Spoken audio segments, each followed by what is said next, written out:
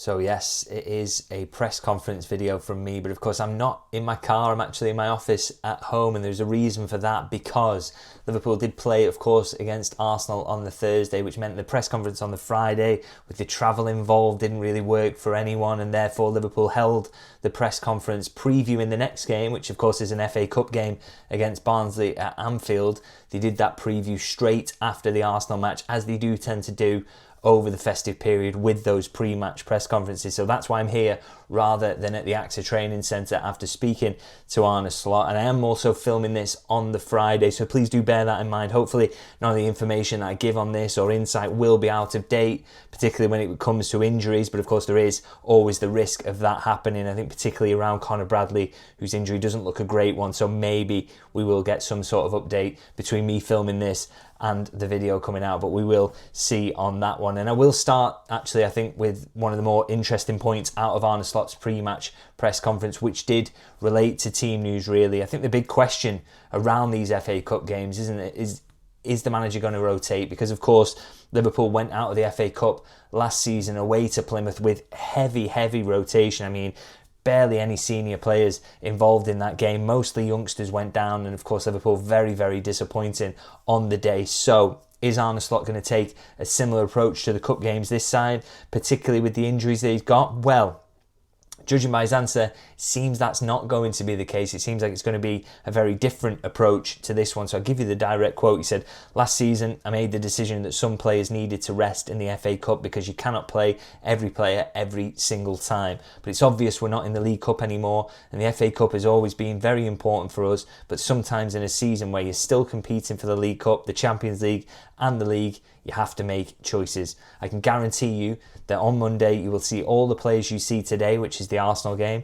maybe with some substitutions, but they will be on the bench. That will be different to last season with Plymouth." So I think you can see from that, he's planning to go a bit stronger for this one. It's going to be very different to the Plymouth game. Not going to see wholesale changes and loads of kids involved. And I think that kind of makes sense, really, because, of course, as he says, Liverpool at that point, when they went to Plymouth, they were in the League Cup. They had a two-legged semi coming up. They had a real chance in the Champions League. They were contending for the league. And, of course, this time, a bit more slack, really, in the league, considering they're only going for top four, aren't they? So, he does have an opportunity to go stronger with this one. And I think he will do.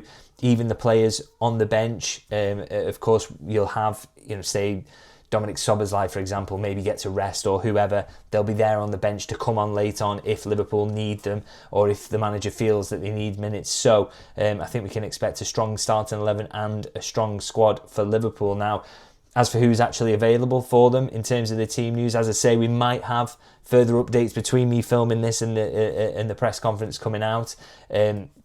But I'll tell you what we know at the moment. He did say of Conor Bradley, pretty much chimed with what he'd said in the direct post-match press conference for Arsenal, in that he said, "I can only hope that Conor Bradley is fit again soon, but I'm not convinced about that." So he is expecting a lengthy spell on the sidelines. And my take on this, really, and we may know more, if it's not an ACL, then Liverpool have got away with it, really, because it just had the look and the feel of that, didn't it? A serious knee injury that's maybe going to end his season, but I don't want to speculate too much.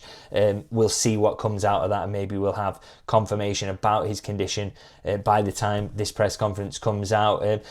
There is some better news in terms of the injury news, which is around Hugo Ekitike. He was asked about the prospect of him being involved in this game, and Arne Slot said, "Hugo, it's not 100% sure, but we'll do everything to have him available on Monday." And he did kind of say he was expecting him to be back. So unless there's a setback there with the muscle injury he's been managing, then Hugo Ekitike will be in contention for this one. And he also provided an update on Wataru Endo, who typically tends to be involved, doesn't he, in these domestic cup games. But the manager said of him that he's not expecting him to be available. He said, "I think he might start to train in the next few days, but he's been out for 2 months now. That's different to being out for 1 week." So Endo back in training very soon, but maybe not expected to be in contention for the Barnsley game. Maybe the game's the other side of that, he could really come back. And that does, by the way, just want to kind of self-promotion here, if you'll forgive me, that does tally with what I wrote on Substack a few weeks ago, is that he was expected to be back mid to late January, and it looks like mid-January. The upside of that is that he's coming back a little bit early. But as I say, if you want those kind of insights, injury updates, contracts, I've written about transfers on there recently, and a bit of insight into Liverpool's youth signings, 3 signings, young signings at centre-half being made in this January window, and they are targeting another. So if you want to learn about that, please do go to David Lynch, lfc.co.uk, and consider a paid subscription, because it massively helps me to continue to do this. So please do check that out. And in terms of other team news, of course, another player who tends to be around these domestic cup games but hasn't been recently is Jayden Danns. And the manager said of him, he's not available for this one. He's not even in training at the moment, which is a real shame. I mean, injuries have really set him back, haven't they? Because he was in a great position to push on and be a first team option. But then he goes to that loan at Sunderland last season. It doesn't work out. He's not able to play. And you haven't really seen an awful lot of him since. And I actually think this was one of Slot's most interesting answers in this press conference, actually, because he said of Jayden Danns, and he also kind of cast it forward to the young players he's dealing with at the moment. And he said, Jayden is one of the players that got a stress fracture because he was young and, from what I've been told, was a bit overtrained. That's why we are so careful with Rio Ngumoha that he is 2 days a week off the pitch, if possible, to not have that same situation with him. So I think interesting around the overtraining, and I think, you know, it's quite a big thing to say about the young players, but we saw an awful lot of stress fractures, you have to say, in young players that kind of derailed their young careers early, and in recent kind of the last few years, really, that has happened to a lot of promising Liverpool youngsters. And I find that really fascinating that Slot has said that. Clearly there was an issue with overtraining, because it seemed to be the same issue and a lot of players having it. So that's it. You know, I think Stefan Bajcetic had a stress fracture at one point. Pretty sure maybe Calvin Ramsey had dealt with one. There's been others as well who've missed with that same injury. So clearly it is overtraining, and Liverpool doing everything they can to make sure that Ngumoha doesn't go down the same route by making sure he spends at least 2 days a week off the pitch. I find that fascinating. And, you know, we talk about the reluctance to use Ngumoha, and maybe we should have seen him more. Well, I think we're getting an insight now into why we haven't, and I think the reason for that is absolutely fair enough, isn't it? So hopefully they can avoid a similar scenario with Ngumoha as they've had with Danns and so many others recently. So many promising talents wasted because of those injuries. So yeah, hopefully those mistakes aren't repeated. And of course, one player everybody wants to know around team news with this game, he's a fan favourite, isn't he? He's the one that you want to see coming in for these domestic cup games, and that is Federico Chiesa. But the manager said of him, I spoke to him 2 days ago, and he said to me that he played more in recent weeks than he ever did before under me. He's one of the players that can feature in that game, definitely, but Hugo might be back, so let's see how we might start that game. He's one of the options that I have. So not a massive endorsement there, and kind of giving you the feeling that he's definitely going to start in this game, but we'll have to see in terms of what the manager decides there. But I'm sure Chiesa at the very least will probably get some time on the pitch at some point, because he's a useful option to have off the bench, that's for sure, at the very least.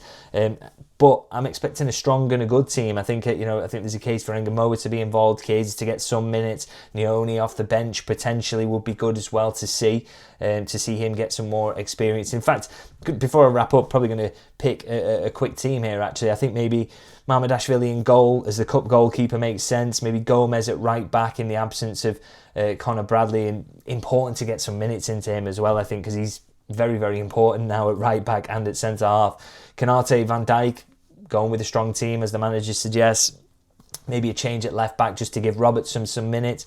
Midfield, there's a case to go. Szoboszlai, Gravenberg, Curtis Jones, I think, ready to come back in. And then, of course, your front line, that will probably leave 3 options to maybe go Frimpong on that right-hand side, Ekitike back in to get him some minutes. And then on your left-hand side, maybe Rio Ngumoha, because I really do want to see a little bit more of him. But I'm interested to know what you guys think about that team, what you think about the selection for this one. What would you do? Would you make a few more changes, fewer changes than I have? Do let me know your thoughts and leave your selection in the comment section.